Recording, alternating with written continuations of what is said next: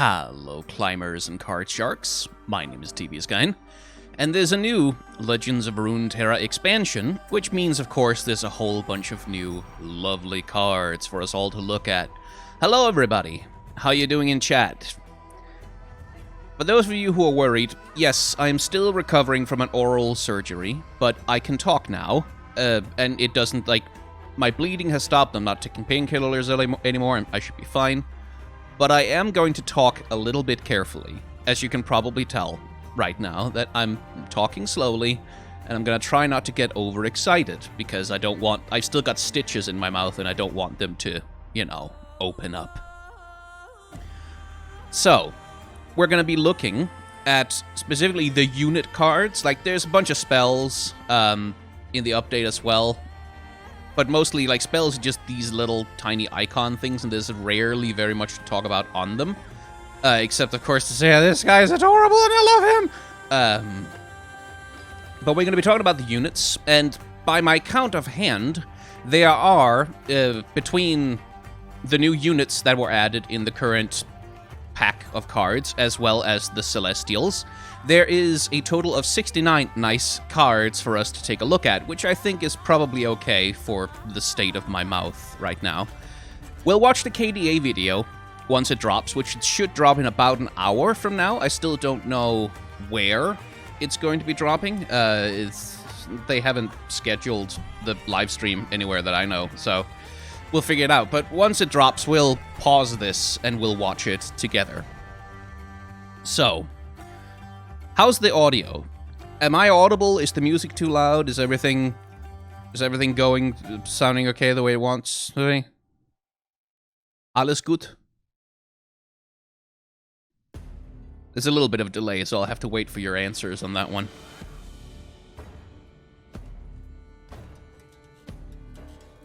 Sounds good.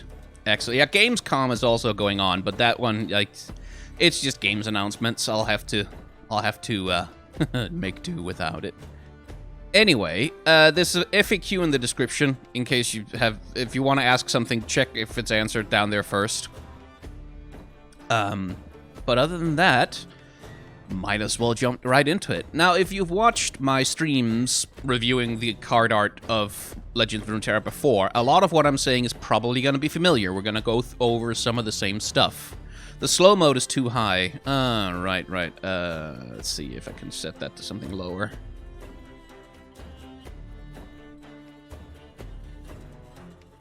There. That slow mode was for a stream when I had 2,000 people here. 69 and mouths, friends till the end.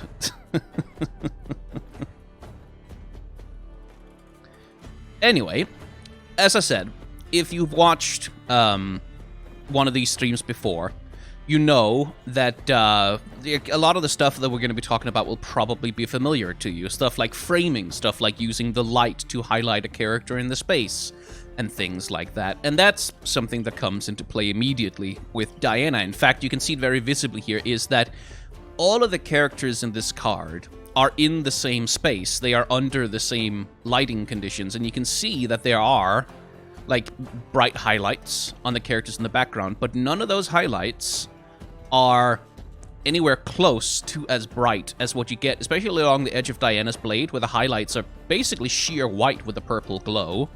And Diana herself is also just lit up more. And that's one of the very basics of, how do you create a crowd scene, but you still want to highlight one character well? You let that character literally be highlighted by light. Whereas the characters in the background are just a little bit, they're not in shadow, but they're just a little bit less highlighted.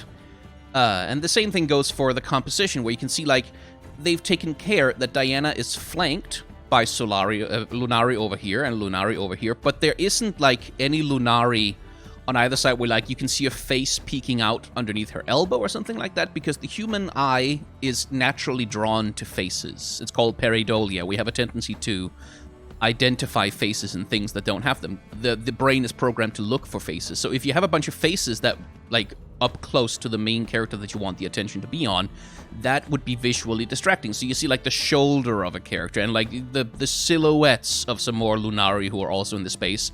but no character that has a face is crowding in on Diana's space. She has this whole center, or, well, center left of the image entirely to herself. Which is just, like, basic good composition. It's a very basic way of, like, here's how we create a scene where it's obvious who the most important character is, obvious who we were supposed to care about. Everyone else is obviously just an extra. If this was a movie, you would know that this was the main character of the scene. And I like the use of colors as well.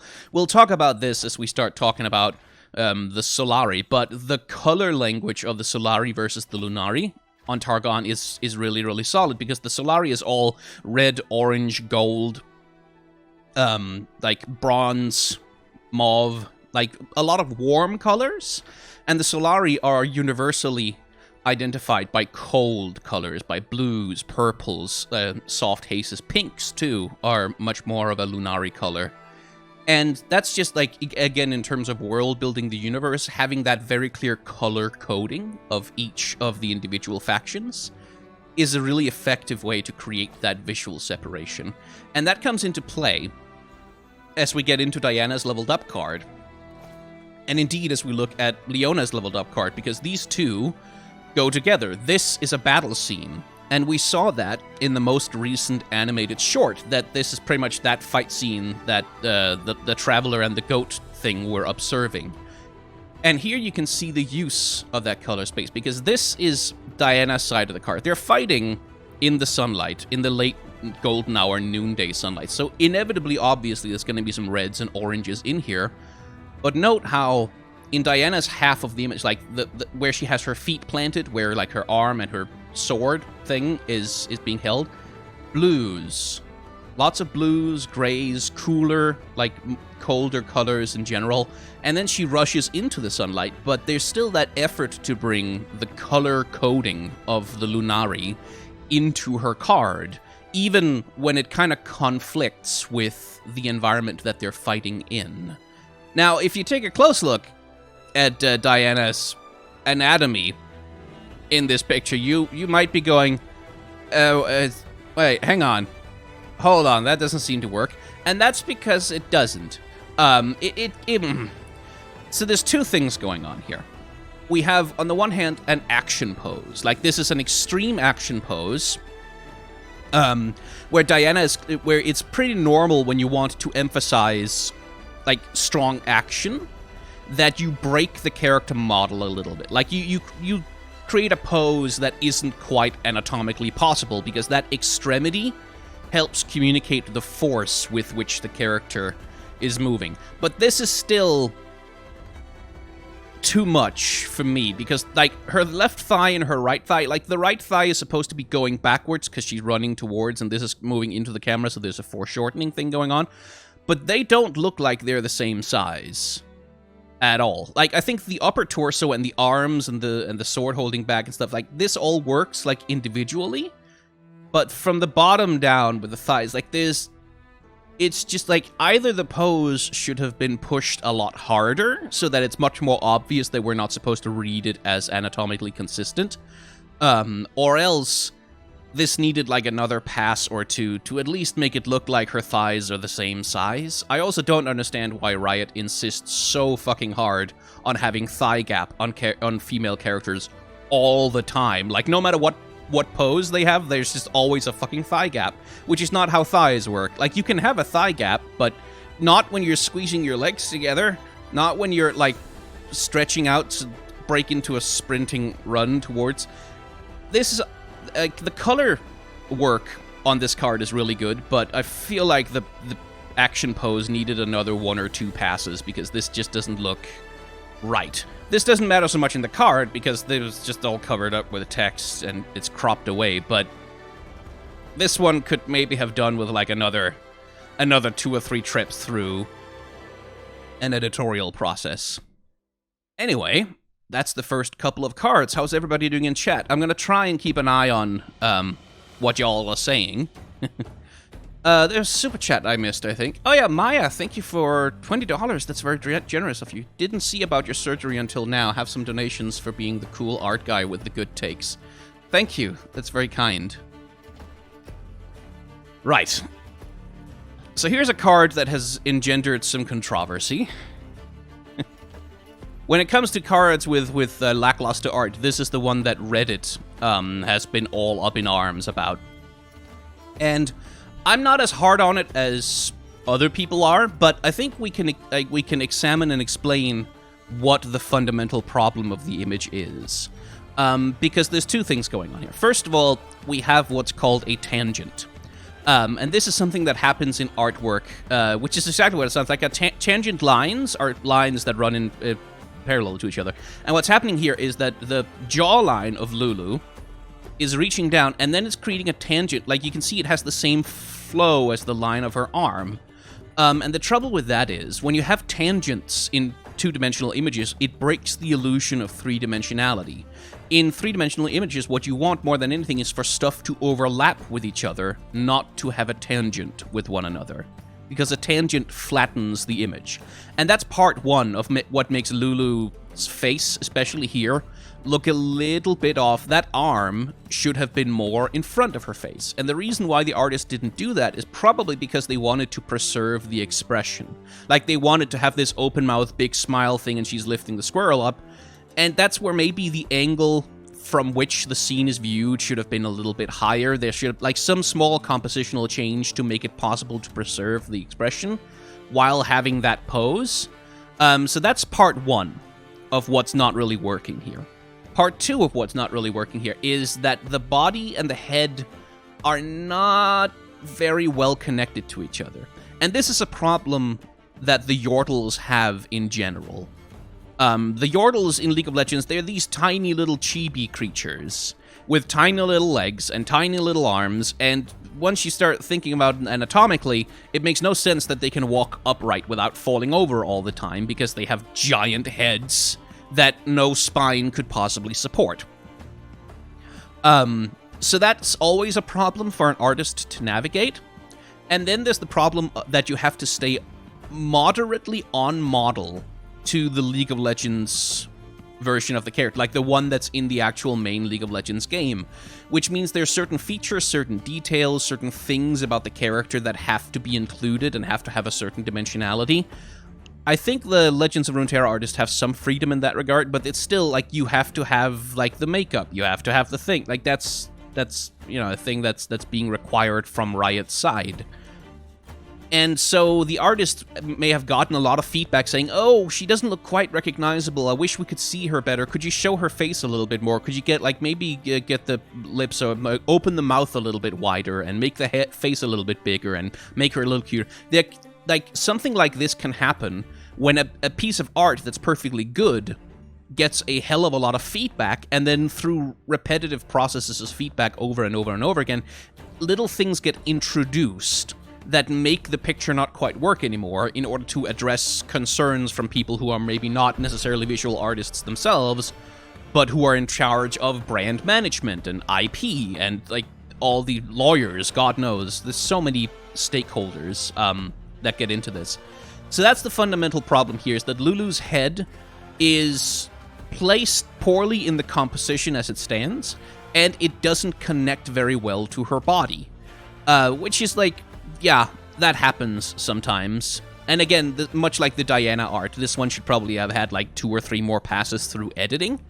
But there's a lot of reasons why that can happen. Anyway, compositionally, we see the exact same trick again. Lulu is literally highlighted. She's in a meadow, little creatures all around, blah, blah, blah, and a shaft of sunlight is coming down from above, illuminating a literal circle around her. She's literally being spotlighted, turning the grass from this, like, cool, colder, slightly colder shades of gray and green into this bright, almost yellowish, shining grass in the middle that highlights her, and highlights her as the center of attention in the image. And you can see that playing out, especially with the squirrel as well, with the very bright highlights on the squirrel coming from the direct sunlight versus the much more muted sunlight highlights on the squirrels in the background and the shadows on the squirrels in the foreground.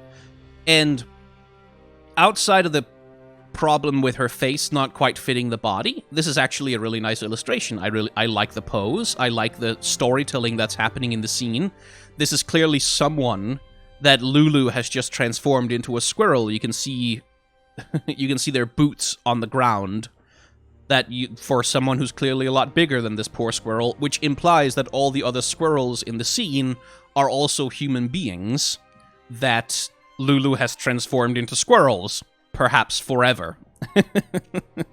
Which is dark. I mean, I wonder how many people, like, end their lives being eaten by a wolf or something because they were turned into a squirrel, and they don't know how to be a squirrel, so they just get murdered immediately.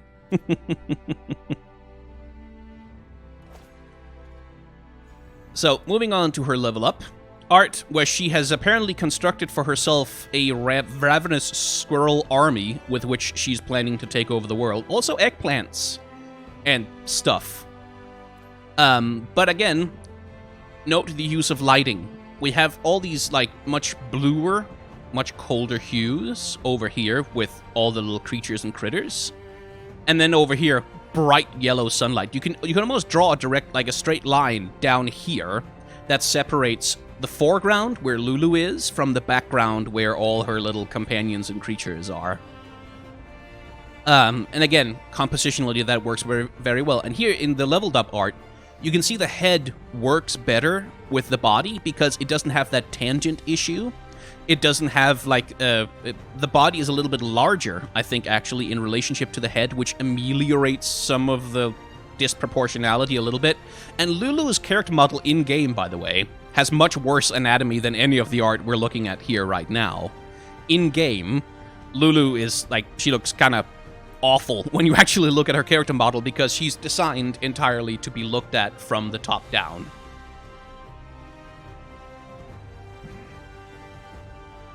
But yeah, again, the composition here is really obvious. Also, note that we're dealing with a Dutch angle here. Now, a Dutch angle, and we've talked about this extensively in the other videos, is an angle like this. It's a little bit more obvious here, where the horizon line is not horizontal. It's not horizontal to what we've got going on here in the center. It's essentially, if it was a camera, you tilt it a little bit.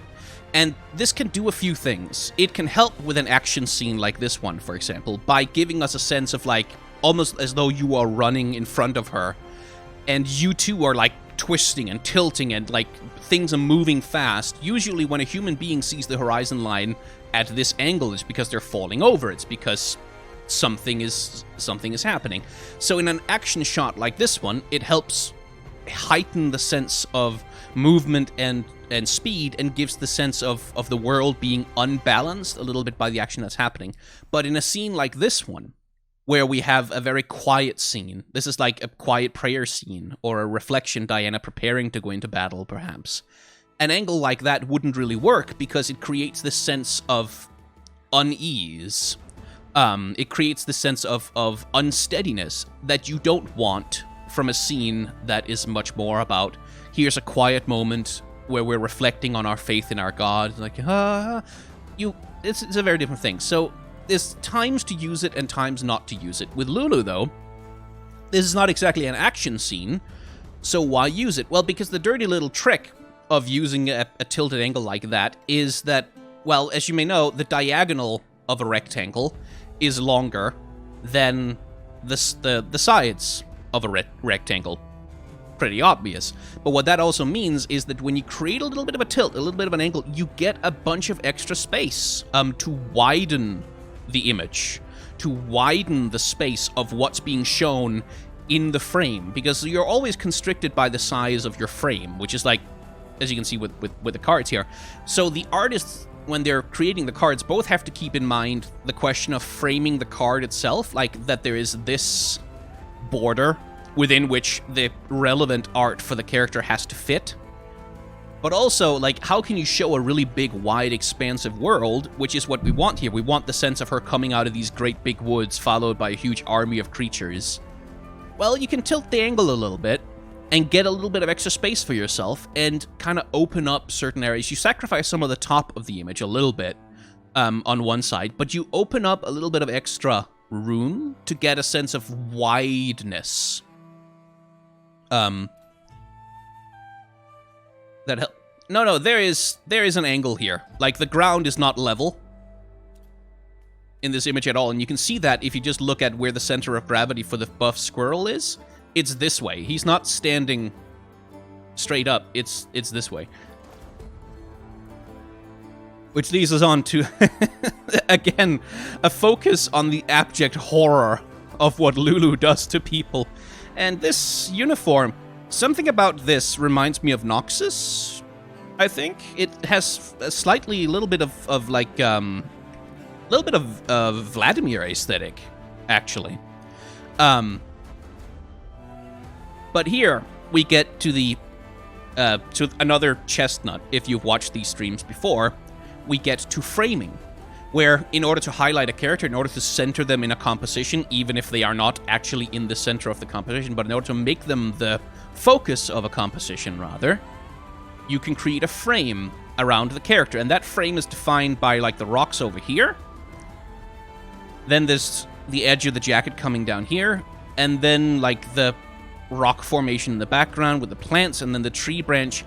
All of this creates this little space in the picture where you have this bright light in the background that allows the squirrel itself to stand out and be contrasted against, and makes them the center of the composition. And everything over here, the jacket, it's secondary details. It's still there, it still matters, but instantly when you see the picture, you know that this is where your focus is supposed to be. And he even seems to be in the midst of the process of transforming into a squirrel. So if you're a furry who's into TF, I imagine this must be very exciting.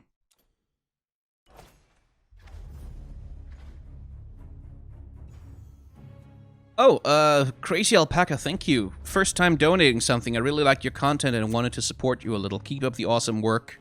You're doing great. Thank you. That's very kind of you.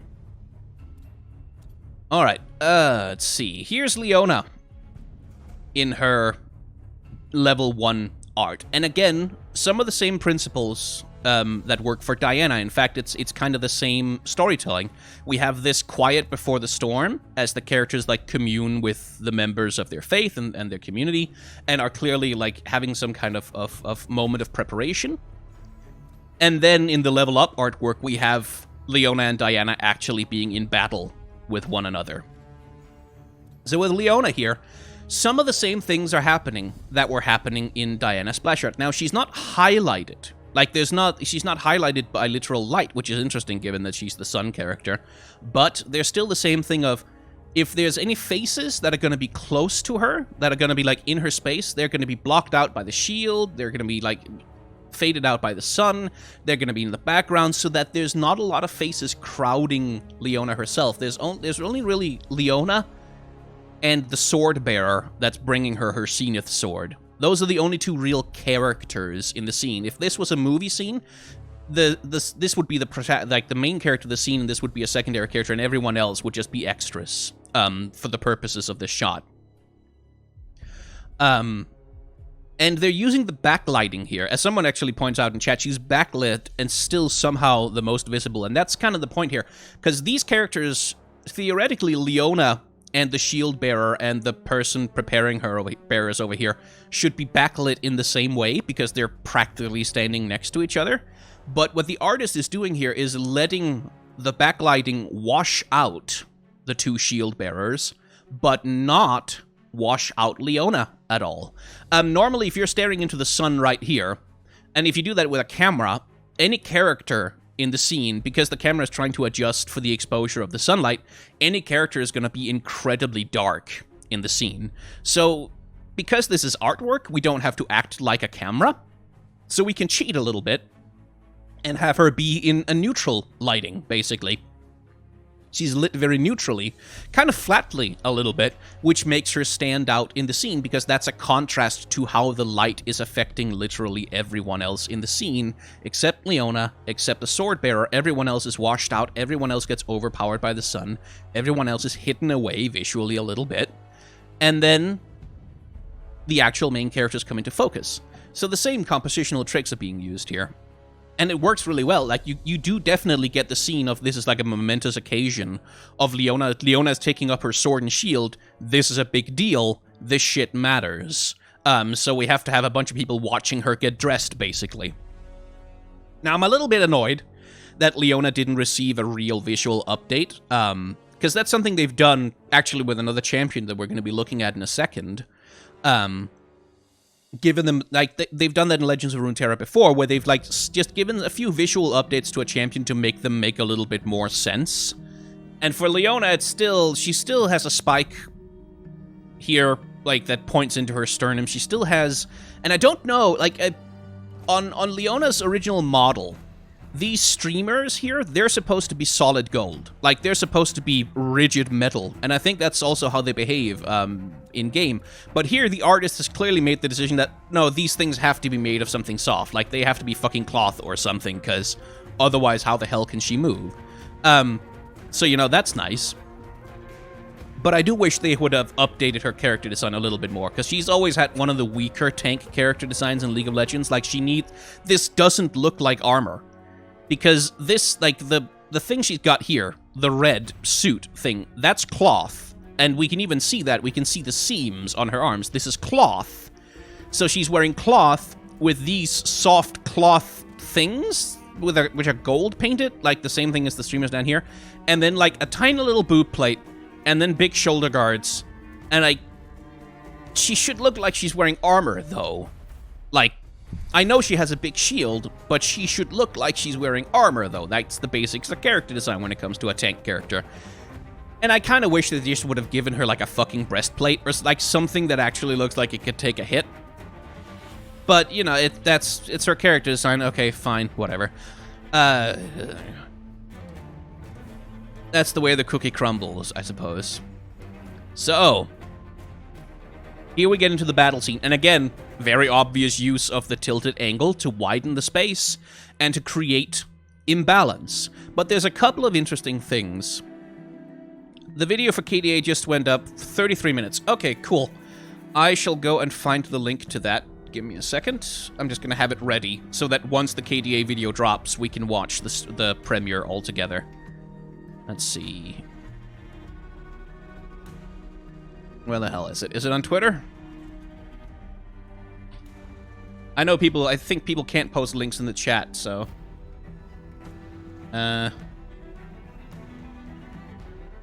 Yeah, there's the link. I found it. It's being premiered on the League of Legends channel, right? Yeah, there it is. I've got it. It's just gonna sit there and wait for us. Cool. Where were we? Right. There's the tilted angle, but there's one other thing going on here as well. Take a note of the contrast between Leona. This is the same scene. Contrast how they are posed in the image between the two scenes. Here, Diana is practically eye level with us, right? Like, if you imagine yourself positioned as, like, the camera guy in this scene, Diana is practically on your eye level. Like, she's looking you essentially straight in the eyes, which is part of what makes her intimidating, is that she's coming right the fuck at you.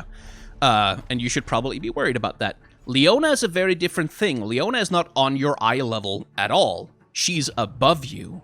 And that's where all the step on me, mommy comments that are currently being held by the automatic filter in my YouTube chat are coming from. She's dominating. She's posed above you. You are looking up at her from below. Essentially, what's going on here is a contrapposto... that's not what it is. But a contrasting cut, essentially. Where we're seeing Leona from Diana's perspective, and we're seeing Diana from Leona's perspective. This is what Leona sees as she looks down at the opponent that's charging at her. This is what Diana sees as she's charging at Leona. Leona is standing above her, waiting for her to come at her.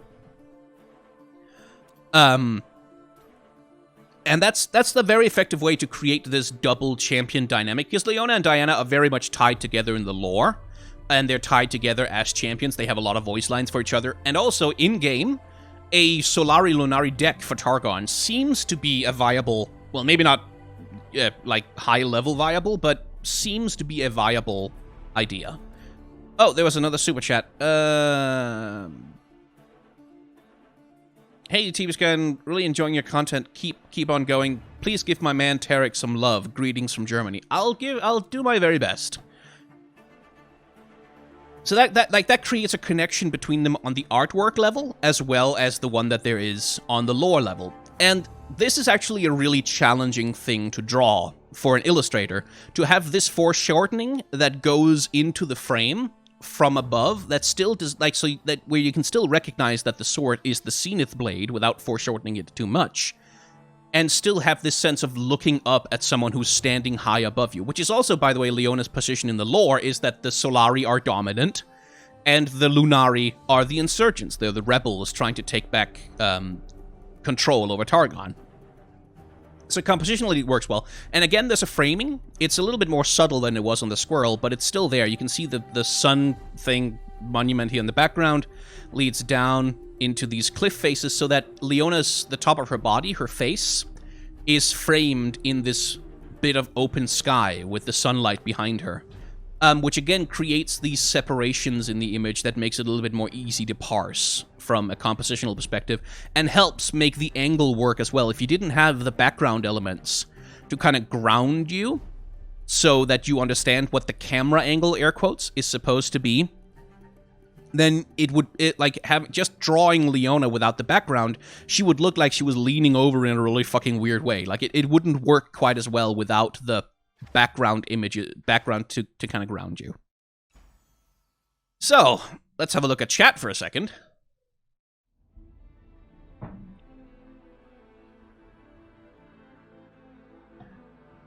Yeah, I see horny chat is in full effect. Yeah, that always happens.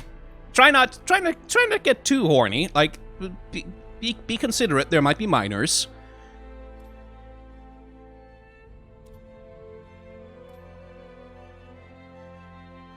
Hello, everyone.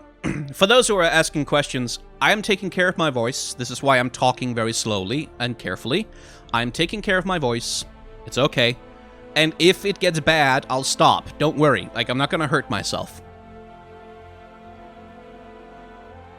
I'm only horny for Aurelion Sol. Yeah, well, we get to him. We'll get to him. I wish I could say step on me, mommy. But Leona is literally my mother's name. Oh, boy, that must be complicated. So no, anyway, love your stuff. Keep it up. Thank you.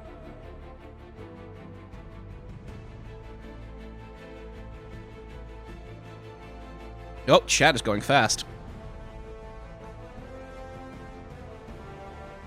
See, because the thing is, YouTube's auto-moderation holds the word horny. Like, if you say horny, there's a decent chance it's going to be auto-filtered, and then I have to manually allow the message to show.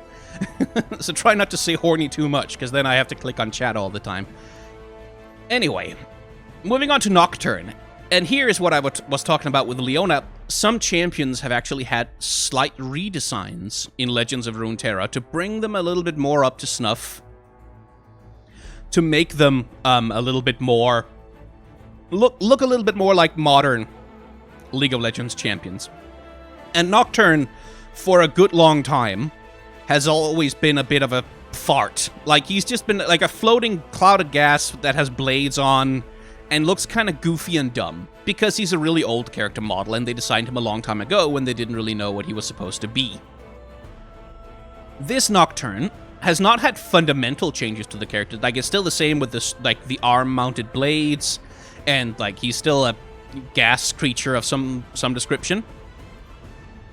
It appears that once enough souls have been shaking, it breaches our worlds. Only hope can send that monstrosity back to its realm, but hope died here long ago in a queen's final breath and with a king's eternal scream. Yeah, that's the Shadow Isles. But there's been a color change. Nocturne in the base game is much more red, whereas he's been turned much more purple now, which is a much more unnatural, much more scary, ghosty color kind of thing than red is. And he's been made a lot more skinny, a lot more explicitly, like, he essentially looks like a kind of desiccated corpse, a little bit. He looks dried out and withered, and he has these long, bony, spiky fingers, like, ah. So the character design hasn't been fundamentally reworked, but a lot of detail changes have been made to make him actually look scary. No, Nocturne is not from the Shadow Isles. Not at all. It's just that the person, Jens Tommen guy, he is on the Shadow Isles. But Nocturne is a demon. He has existed for a very long time. Long before the Shadow Isles existed. So there's some changes that just make him look more intimidating and scary. But he's still... Nocturne is supposed to be a demon of nightmares. Like, specifically of nightmares. And yeah, this looks scarier. This looks more like a sleep paralysis demon kind of thing, but it still doesn't look like a nightmare. No, a nightmare is all about creeping deep psychological horror and unknowable dread and this, like, feeling that everything's terrible and wrong, even if you can't define what it is. But Nocturne is like, I have giant fuck-off blades and I'm gonna stab you, and that's not the same as nightmare horror. That's just, he's gonna stab you horror. So I hope he gets a rework at some point soon, because he desperately needs it. Anyway, framing once again. The mob of creatures, the gas, and the tree itself, especially the tree, which is essentially pitch black, creates this cut across the image that creates this kind of space right here for Nocturne to occupy, where again, much like with Leona and Diana, there's no other creatures around him that are close enough to take the focus away from him. They're in the frame, but they're not close enough to crowd him or edge him out as the main character of the image. Which again is a very simple compositional trick. There's also an interesting color contrast being worked here, because this seems to be a scene from the Shadow Isles, as far as I can tell. And we have the characteristic bluish-greenish Shadow Isles light glow in the backgrounds, right around here. And that is contrasted really well with the purple light that Nocturne is using. The Shadow Isles are much more identified with teal, blues, not purples, but greens, and like washed out colors. They often don't have super saturated color in a lot of what's going on. Nocturne has this very different aesthetic. This is clearly like, yeah, he's a nightmare demon and he might be on the Shadow Isles, but the purple color kind of marks him out as not an undead. Like, he's not a creature of the Black Mist. He's something else that's also horror-themed, but not in quite the same way.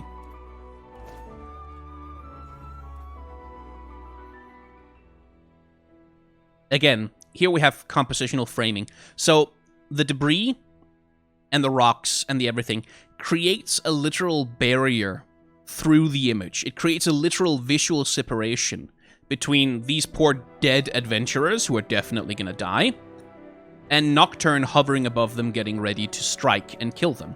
So there's visually in the image this separation between them, as though they're not quite in the same space, but Nocturne is also positioned above them, dominating them, reaching in to their space, which you can see in the lighting on his hands. You can see that his hands are lit up with the light from the campfire, and his upper arms, which means that he's reaching over the wall that's protecting these guys. He's reaching over the wall and getting ready to crash down on them like a vengeful wave. So he has this dominating posture. He's essentially T-posing a little bit up here, with the arms spread out, grasping, like essentially stealing the whole center of the image. You can kind of draw a circle around this composition right here, where Nocturne is just about to eat everything up that's in the middle of all of this.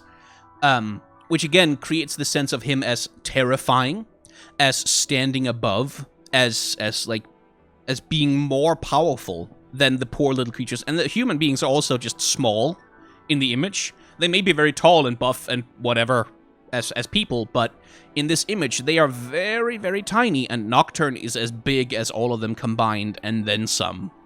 Which again helps sell the, oh, these guys don't know how fucked they are kind of vibe and feeling. And again, greenish glow, Shadow Isles aesthetic in the background, and then bright, saturated purple on Nocturne to mark him out as different.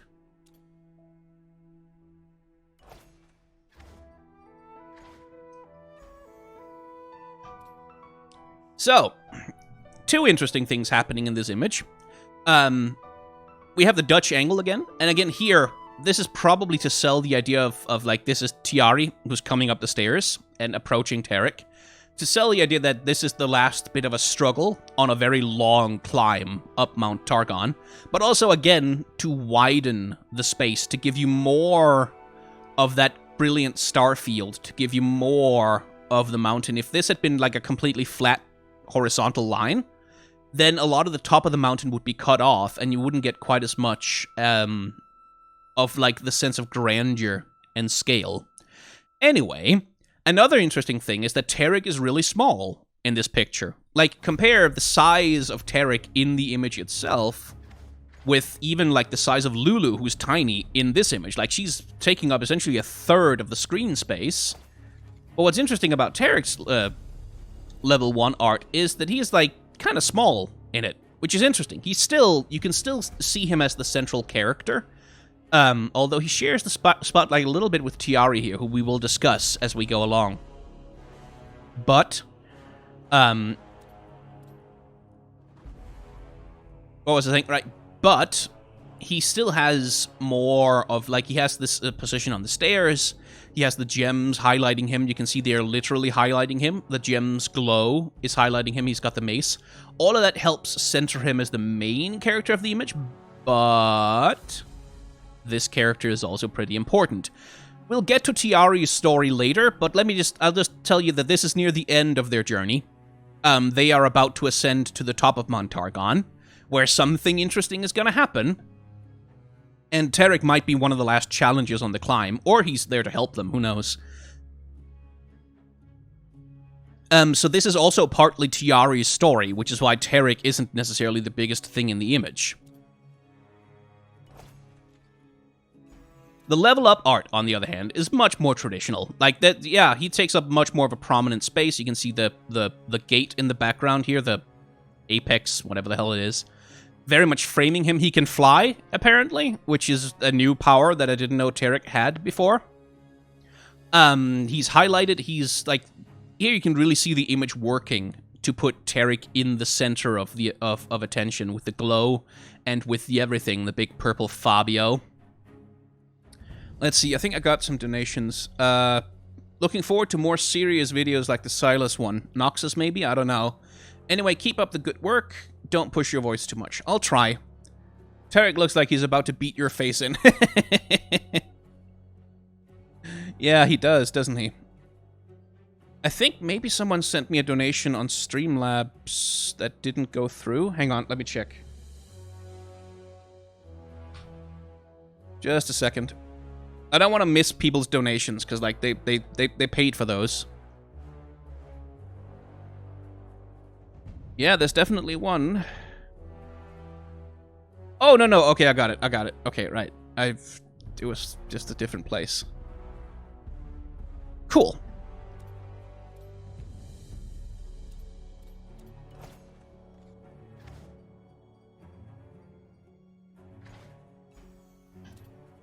Speaking of characters that people are horny for, Trundle looks a little bigger, doesn't he? Like, he has bulked out some since his update. I guess years of being the Troll King must have been good for him. But yeah, here again, same principle as with Leona and Diana. There's no other face. There's no other, like, identifiable character as such crowding Trundle. He's backed by all of these powerful trolls, but he's the only character. He's also in the center of the image, like the very center of the image.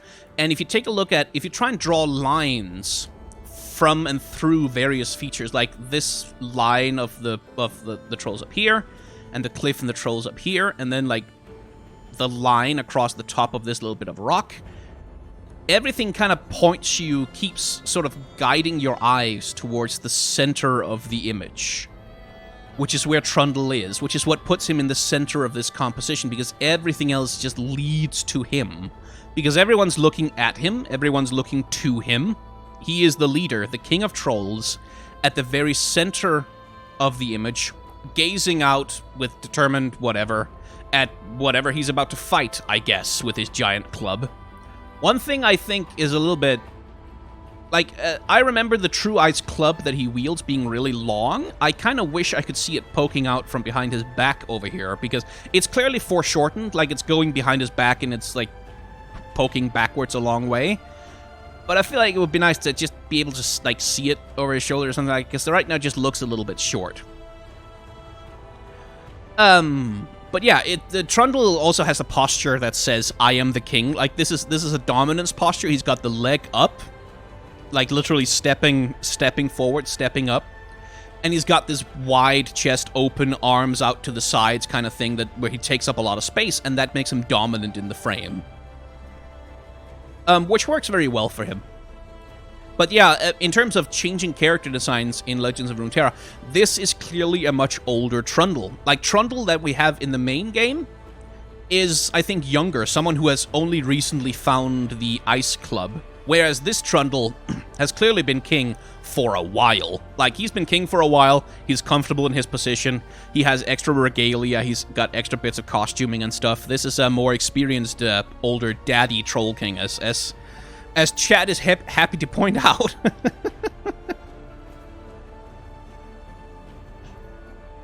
So again, no Dutch angle, everything is completely horizontal. This is a scene of stillness. And then here, this is a scene of action. And here you can see the ground level is tilted. Once again, as we see trolls charging in on what's probably an Avarosan village, if anything. Seems most likely.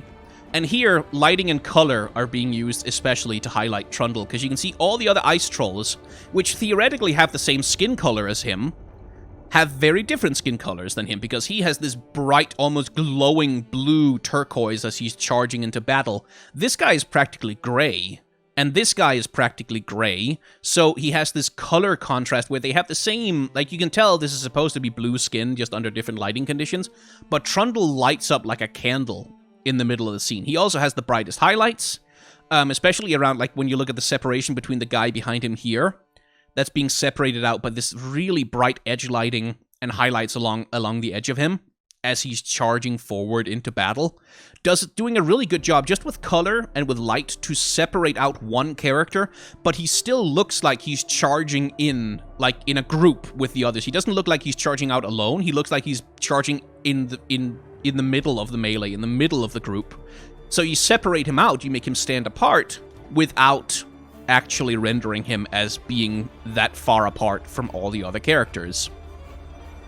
And as people in chat are pointing out, yeah, he has kind of a Ganondorf look going on here, which I think is interesting. And I do like the chaos. Like, I like that the scene, we're not just getting them charging, this is the moment when they hit the village. Like, we see this giant troll crashing down this tower right here. And, like, they have reached the village. Battle is now joined. It is not the charge, it is the charge right as it strikes. Which I think is a good action scene, and works really well. I also love the diversity in character design among the trolls. Like, they're all big, giant, buff dudes, obviously, but there is a certain level of, like, you can see that, like, they have different hair colors, they have different scars, they have different noses, they have different helmets on. There's some effort being put into the costuming of these characters, which I appreciate. It would be easy just to render them all as being, like, the same guy 15 times. But effort was put into making sure that that didn't happen. There was a super chat. Oh, Ignis, 50 euros, thank you. We missed you, mate. Thank you very much. And Trundle is king, despite being small for a troll. He's not small for a troll anymore. This guy is fucking huge. Taric can fly with the power of friendship. Yeah. And he looks like he's about to beat your face in. Yeah, I think he's acting as a challenger to Tuyari in that first image. Anyway, here, this picture is about the ice pillar. That's what the card is. It's Trundle's ice pillar. He gives you that in hand when you play him. Trundle is here. And you can see he's a little bit highlighted. He's got some edge lighting. He's a little bit brighter than the other trolls in the image. But the center character of the image is the ice pillar itself. And you can see, again, this valley, like the rocks and stuff, create this sort of center frame for the ice pillar to occupy. And it's also the brightest object in the entire image. Everything else, even the Avarosans that are close to it, are being in shadow relative to the glow of the ice pillar. You can see, like, literally the ground glows white as it bursts through from below. Which, again, simple compositional tricks to make it work, but you still get this image where the pillar itself is the central character. Are people in chat being horny for the pillar? Really? Should have known. Jesus. This is just gorgeous. Like, Aurelion Sol, there's a reason I chose this as a thumbnail, because god damn, the colors on this thing, man. Absolutely beautiful. But we'll talk about that. Give me a sec.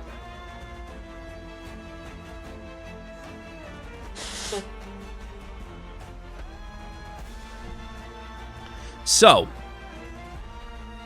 Aurelion Sol is an interesting character to try and draw, because Aurelion is technically supposed to be like the size of a planet, like he's or a moon at the very least. He's very, very, very, very large. And communicating that scale is kind of a difficult thing. And in this image, they don't try. Like, how big is Aurelion Sol? Probably large, but we don't know, like, we don't have anything to scale him against here, which is clearly an intentional choice. This is Aurelion Sol. You can see his tail snaking behind him in this spiral motion, which I think is really cool. This is Aurelion Sol moving through space, doing space dragon stuff, I guess. But there's no attempt to scale him, to say this is how big he is relative to, like, anything else, relative to you. Here, there is an attempt, because this is probably the tip of Mount Targon that he's got a hold of here. And here you can see a little bit, it's like you can almost see like the glow of the atmosphere below him, as though he's like hovering on the edge of outer space, looking down on this tiny, insignificant little planet, grasping the tip of the highest possible mountain. We'll read the text, chat, don't worry.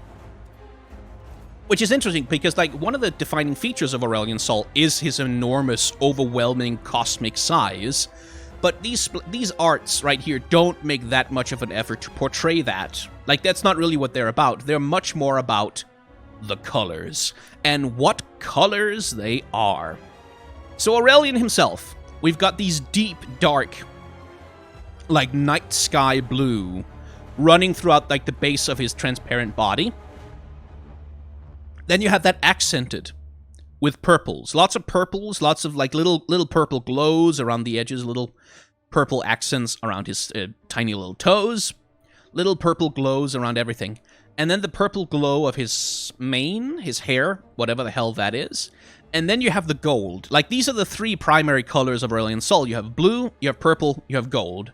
You have a bright icy blue for his claws and for his bony face, but those are the three primary colors. And they are being used very, very effectively in this image. Because you can see here with the stars that he's got flying around him, they're being contrasted with their bright, glowing, orangey, golden light against the relatively darker purples and blues of the background. And I love the swoop. Like, I love the swoop on this one. Like, that smooth, curving line, really giving the sense of these things swirling around him and following him like they're orbiting a star. Which is actually... And they're also royal colors, yes, as Temple Soup points out. They're very royal colors, and Aurelion Sol, of course, thinks of himself as essentially a monarch, essentially royalty. And this is gorgeous. And then I love his pose, because Aurelion Sol, of course, is a space dragon. Like, he doesn't have anatomy in the same way that a human would, so you get this tail that curves and swirls in this spiral behind him.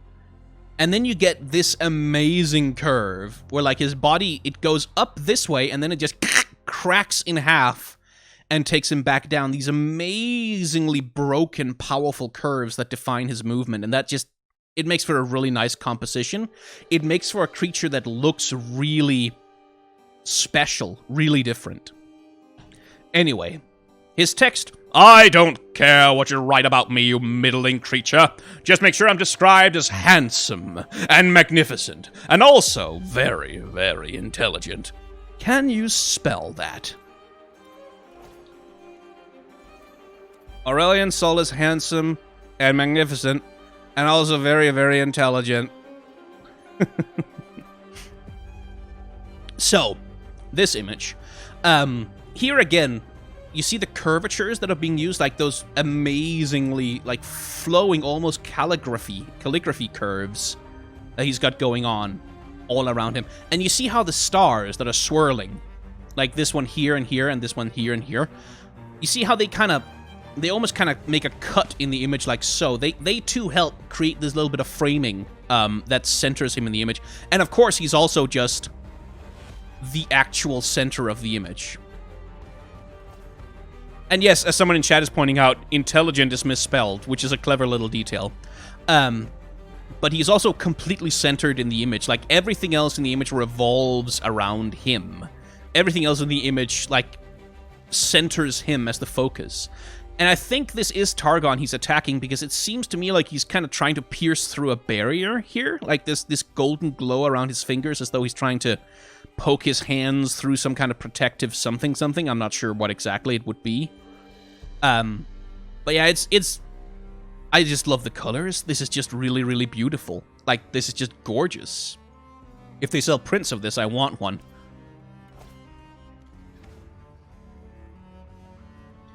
And so we finally move on to creatures. And what I really like about this card is that you look at the card art, just the card, and it's like, oh, look, tiny, adorable little furry forest creature. Look at her, she's so cute with her little dress and things. And then you look at the actual art where it's like, oh, Jesus Christ! Ah! Which is like, it's just a good reveal. Like, it's a good little, oh, that's she's got a monster flower. That's funny. Anyway, lighting, once again, you can see the lighting, the brightness is all on this side of the image. There's very little bright light over here. Centering the character, making her the main character of the image, even in spite of the monster flower that's chewing on things. And then the colors as well. Brighter, more warm, more sort of gentle and friendly over here. And here they're much more cold, much more drab, a little bit less saturated. And that, again, helps create the composition. I think there's a little, like, the foreshortening is maybe a little bit extreme on the flower here. I'm not sure it 100% works with the perspective, but it kind of doesn't have to. The point gets across. She looks like an Animal Crossing villager, doesn't she? Okay, KDA's in 3 minutes. Keeping an eye on the time. So, remember Tiari? Remember that character who's in Taric's level 1 art? Yeah, he's here too. I think this is them, at this point. But this is the character. This is the beginning of their journey. The gift giver meets them at the base of Mount Targon before they make the ascent. They say the protector bless these gems, wear them, and he shall be with you in spirit. So these are gems that are associated with Taric, and if you wear them, hopefully you will have Taric's protection if you attempt the ascent of Mount Targon. And as far as I can tell, Tiari and his companions are all supposed to be from different places in Runeterra. Like, they're not all Demacians, they're not all whatever. They're supposed to be from various places in the country, and they're all climbing the mountain together. I do like her character design a lot, like with the red hair and the dark. I like when there's people of color in League of Legends in general. There's fucking too few of those. But it's a nice choice of colors. You have this bright shock of red hair contrasting with the purple and blue of the gems in a really nice way. And again, look at the framing. You have like the cliff face and the character over here, and then you have the big guy over there receiving the gift. And they create this space right here, this frame, that our central character occupies, and we only get to see her face. Everyone else is turned away from the camera. Like, you can kind of see the eyes, sort of vaguely a little bit, but hers is the only real face in the image. So she's the central protagonist, like the central character of this shot. And again, highlighted with like the bright white on her cloak over top of her.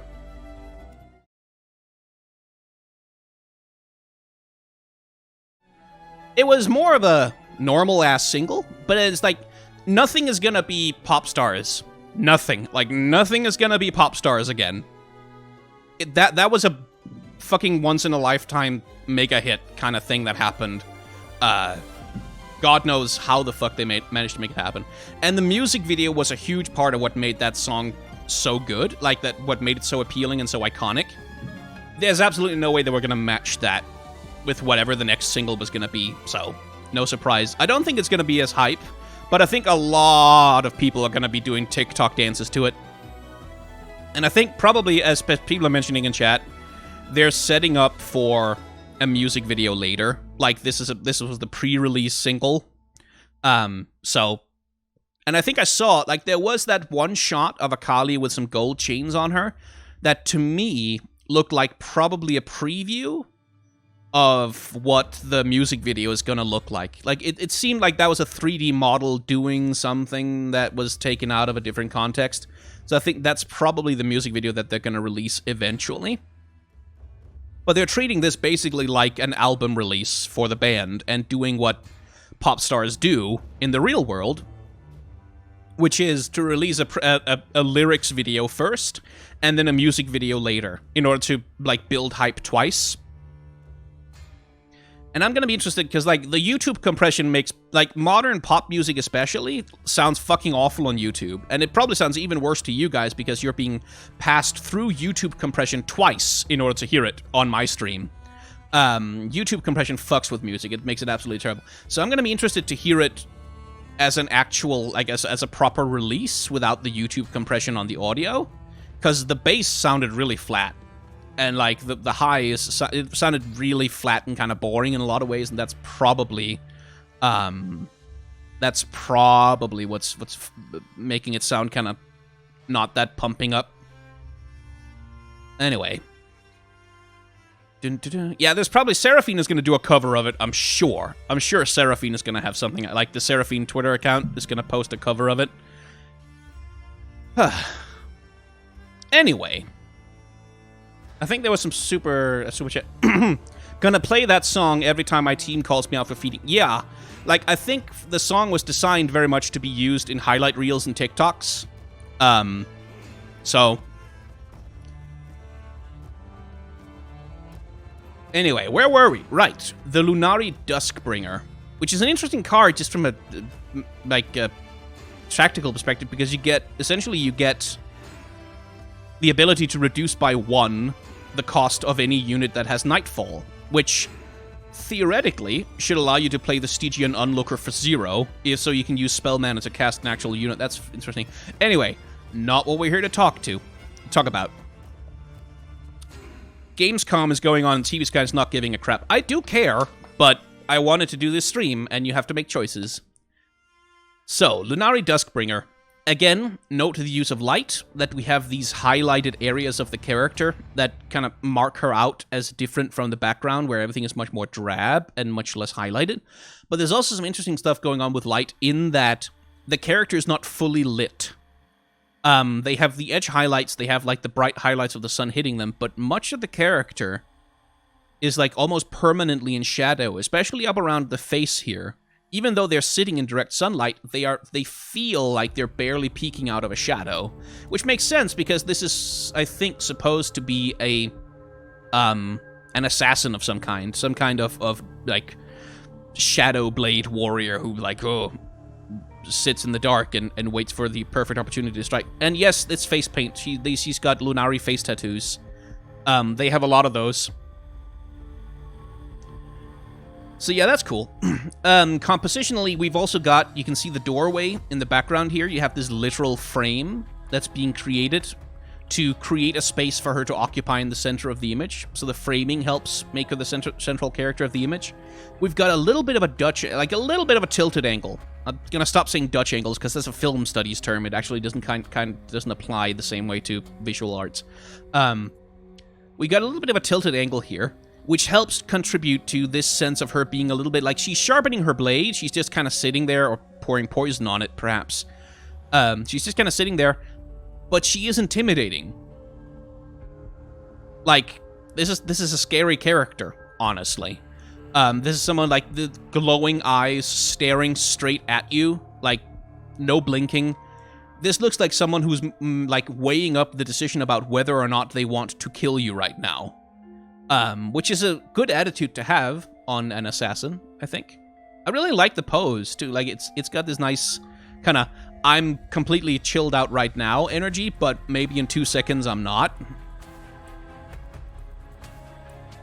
Which is what makes an assassin character scary. Ah, Pix. So I think this is one of the first times we have, had a close look at what Pix actually looks like. Because most of the time, he's just this little dark blob with wings that's floating around Lulu. But here, apparently, he's got a tiny little round head and some actual anatomy and stuff going on, which is interesting. Now, again, color and light, color and light, color and light, color and light. Pix is marked out by having a very different color than the background that he's highlighted against. He has the same color as the flowers, but the flower is all, like, down here. And compared to the background, which is all these blues, grays, all over the place, he's a much more saturated and therefore much brighter in the image. There's also a little bit of like a compositional framing thing with like the giant eggplant monster in the background and the trees over here, and then you have this bright space here for him to occupy. It's not much of a framing, I don't think, but it's slightly there. And it works really well. I really like the contrast of the pink against like the much colder colors in the background. This is a really nice way to compose the image. And it doesn't clash either, which I like because the lighting is done really well to make it seem like it's part of the same current location. Very cool.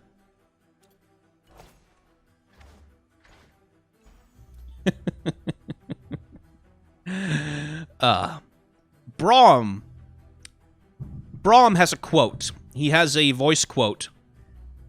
I think it's in Legends of Runeterra where he says, "Shave mustache? Ha! When poros fly."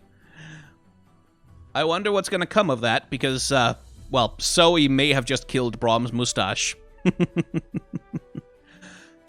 I love the poro fly. I'm a fan of poros in general, but like this tiny little butterfly poro just, yay!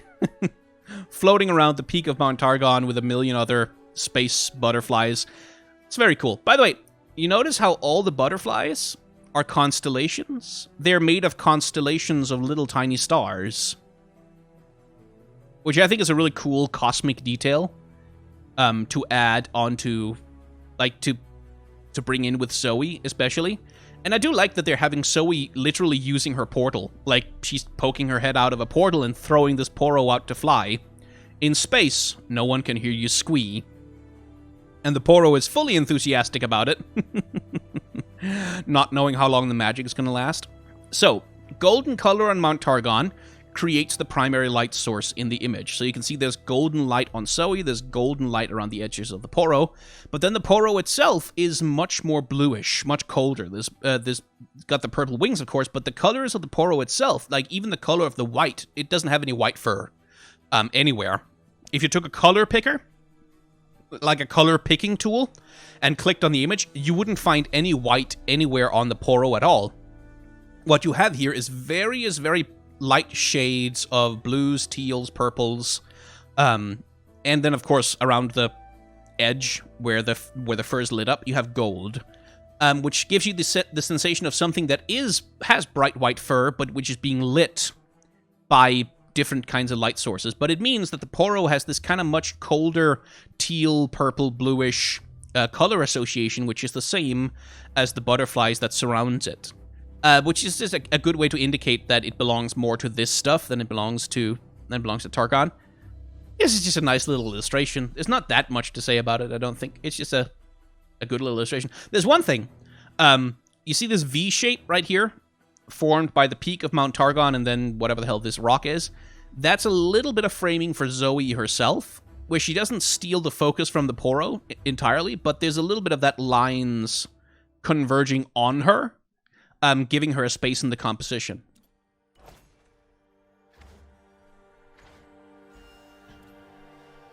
And then there's this guy. So if you watched the Tales of Runeterra Targon short, you'll recognize this scene. This is the Lunari girl who's running away with a Solari boy to go do kissy faces on the mountain or whatever. And this is probably the prison that she was imprisoned in before she escaped, and this seems to be her jailer. And there's two, lighting color, blah, blah, blah. We've got the framing of the grate right here that creates this, like, dark black space, essentially, for him and his bright armor to occupy. We've already talked a lot about that stuff. But then there's her. And there's two things going on with her. First of all, this hole in the grate right here. And by the way, it kind of looks like she should be able to squeeze out through one of these, so this is not a very good prison cell. But the window here, this little window, creates a frame around her face. And then you have this sliver of light falling across her, where she's not lit up so much that she looks like she's fully out in the open, but she's lit up just enough that you see, oh, there's an eye and there's a face. So because the guard is faceless, he has a mask on. When you look at the whole picture, your eye is kind of automatically, oh, face, there's a person there, hey. So she's kind of a secondary main character in the whole image. Even though this is the guy the card is technically about, she's a secondary character in it, which I think is very well done. It's very well put together. And again, color contrast between Solari being blue, black, purple, silver, teal, colder colors, and then the bright red, shining gold, like really ostentatious coloring of the Solari themselves as the dominant culture.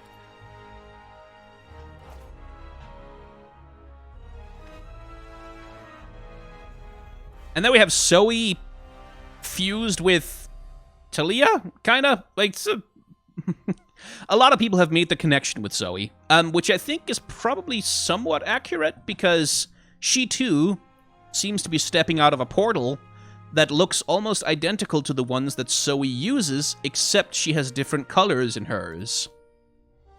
So I'm not sure exactly how her and Zoe fit together, but anyway, same basic compositional tricks being used. You have this structure in the background, whatever the hell it is, creating this frame for her to occupy at the center of the image. You have this tilted angle to put you off your center, and give a slightly chaotic air to the proceedings, even though all she's doing is standing still and looking around. And then you have the use of color to mark out the character herself, like she has this very bright shock of white hair, this white shirt. And I'm not 100% sure her... I feel like there's some anatomy I could nitpick around the way her head is connected to her body, but it doesn't really matter. The color of her paint and of the portal and of the little paintings she makes. And by the way, the paintings, the air doodles, whatever the hell she's doing, that stuff too helps create the framing around her. Contrasts really nicely with the blue, the teal, the gray, and then the browns and golds of the closer environment that she's in. Like, this stuff clearly looks like, oh, this has to be magic. This cannot be part of the environment. It has to be some kind of magical intrusion, something. And I do love the texture. I love the texture on the little butterflies and things that she's painting in the air. You have this paintbrush texture that looks really natural, that works really well. And those textures can be kind of difficult to create, actually, under certain circumstances. There's also, again, as we talked about with the Poro, there's little constellations all over her artwork. You can see them kind of almost flowing out.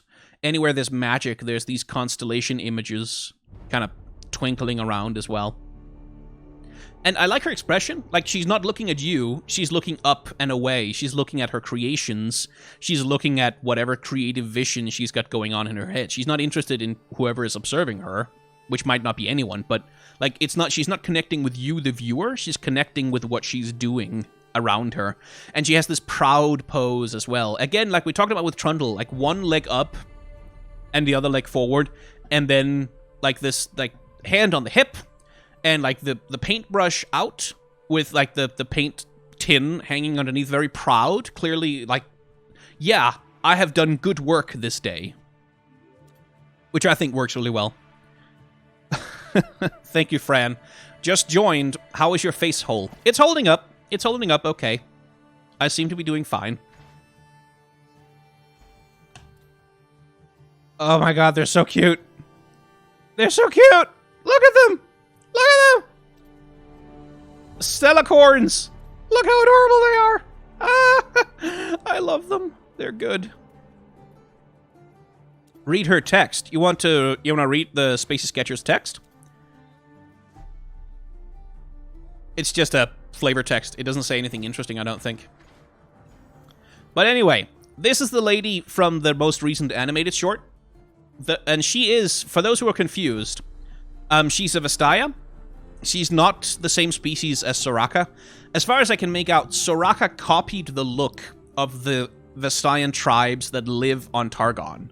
When she first came to Runeterra, she had to choose a mortal form, and she chose a mortal form that looks like the same tribe that this girl is from. So that's why they look similar.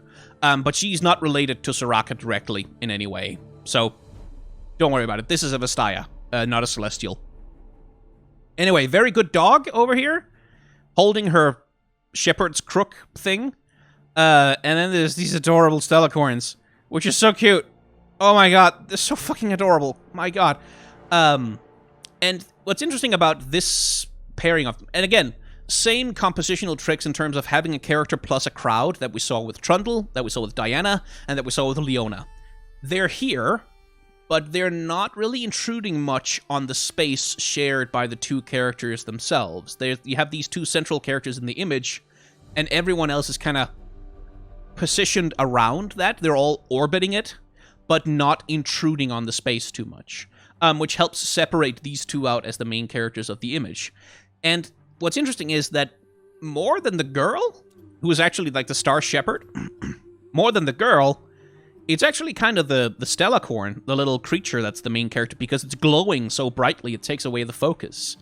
But they are a pairing, as you can tell, like, which just comes across in the way that they physically relate to each other. Like, they're snuggling up with one another. She's hugging it, giving it cuddles, which is very cute. But in terms of color and lighting, the Stellacorn itself is actually kind of the central character, which is just cute. It's adorable. Moving on to something very different. A Stygian Onlooker, which is the owl that sits here. And you probably know the drill by now. We have a framing with the trees, creating this framed space in the area.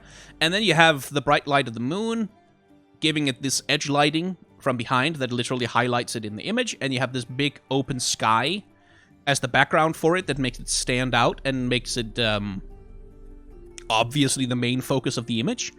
And then we have the compositional thing about how does this thing relate to this thing? How is this thing related to that guy? Well, it's standing above him, towering over him, in fact, and is looking down on him with the light of the moon backlighting it, which again gives you this sense of this thing being not necessarily like in direct control, but it has power over him. He's sleeping, he's vulnerable, he's holding on to some treasures of some kind that maybe he's grabbed from the Shadow Isles like an idiot. But this thing is the powerful entity in the image. This one is awake, it's standing tall, proud, looking at this poor guy who's probably going to get killed by something absolutely terrible. And yeah, as some people have realized in chat, the owl has a spider face, which is a really cool creature design. Like, having an owl with the face of a spider, that sounds like I never thought of it before, but now that I have thought of it, it's one of the most terrifying things I've ever thought of. Absolutely terrifying. Scary as hell. Faces of the Old Ones. Which seems to be a troll. Like, it's a monument to troll power of some kind. And again, we have the bright light coming out of the mouth, which creates a central, like, a draw, because this is the brightest thing in the entire image. Everything else, even the snowstorm, even the sky, all of it is darker. All of it is less luminous and less bright than the bright blue glow. Even the other troll head in the background here is much less bright than this. So this draws our attention immediately. And then you have, like, this middle ground here, and the foreground over here, where this thing kind of pokes out like a sore thumb. It pokes out of the middle ground. It rises up, and pokes into the back, like overlaps the background, and becomes sort of a central feature. It's not a character so much, as it is a landscape feature. It's more like a mountain than a character. And we get a sense of scale, because we have these tiny Aberosan hunters down here. Itty-bitty. Little bitty ant creatures down here. Insignificant. Next to the majesty and the grandeur of this enormous face. And also, as people are pointing out, hand chin. I'm not sure that's entirely intentional, but yeah, a Thanos chin, anyway. Certainly a Thanos chin. Which I think is cool. I also think it's cool, you can see the ropes that are being tied around here. It looks like it broke, and the trolls then kind of repaired it and did a bad job, which I think is a lovely detail.